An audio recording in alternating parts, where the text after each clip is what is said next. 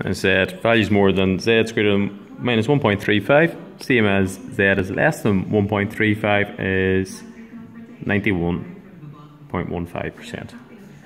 So 0.9115, and here it says find the percentage, so the percentage is 91.15%. Next question. In 2015, Kamal was a 15-year-old in that country. 1.5% of 15-year-olds in that country were heavier than Kamal. Find Kamal's weight. So, this is all based on the normal distribution. In the normal distribution, top of the bell curve, that's your mean. The top 1.5% of people is that area there. When you're given z-scores, it works from this area back.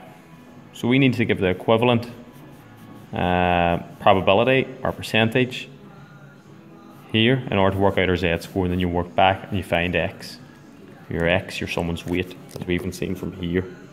And it said that Mariska's weight was 50 kg, we labelled it x, we're going to work out x. So if there's 1.5% in here, that must mean there must be 100 minus 1.5%, 98.5%. That corresponds to a p-value of 0.985. Look in your formula book, 0.985.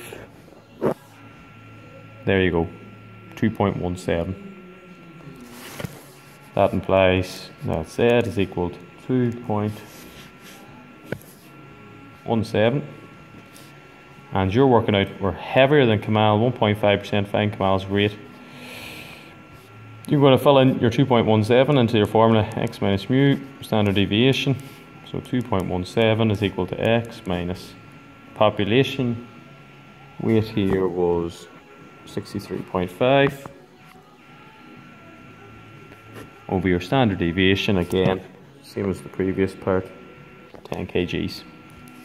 Now just use your algebra, run this across, add on your 63.5. Plus 63.5, just run out a bit of room. You can fiddle about with that yourself and you'll work it out to be 21.7 plus 63.5.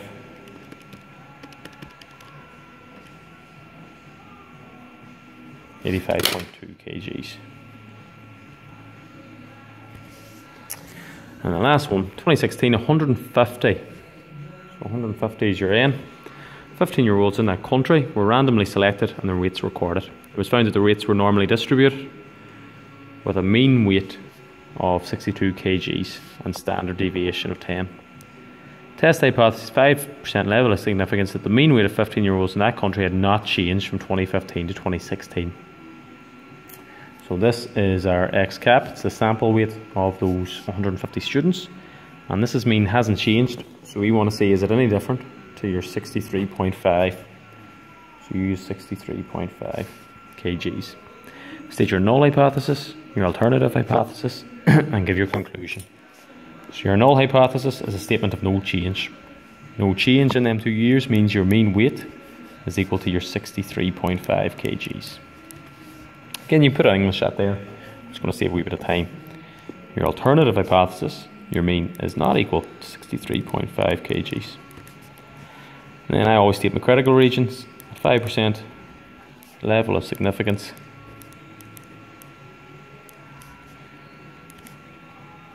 Critical regions where Z are bigger than 1.96, that's from your 95%, or Z is less than minus 1.96. So if you have your normal distribution, if you're anything less than minus 1.96 here, or you're bigger than 1.96 here, you're going to reject your null hypothesis. And if you get a value anywhere between these two, you fail to reject. That'll have a big p-value.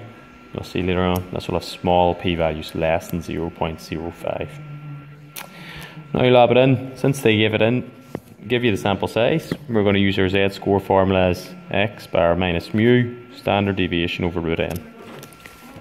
Simply found there, your one sample z-test, x bar minus u, standard deviation over root n. And then just fill in your values. 62, minus 63.5. Standard deviation was the same, which is 10 over root 150.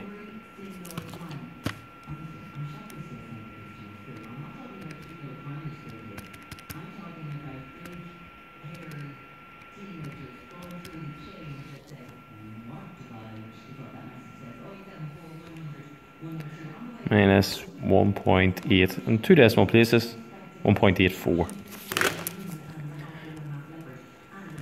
If we're looking at minus 1.84, it wouldn't lie in that critical region. As it doesn't lie in these two critical regions, we fail to reject the null hypothesis. As Z is equal to minus 1.84, does not lie in critical region.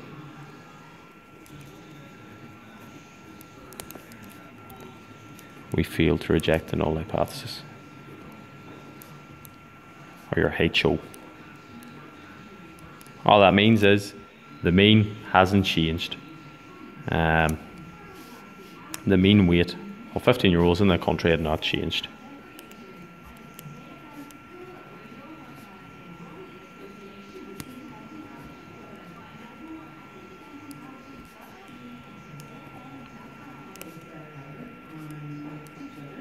Not changed from 2015 to 2016.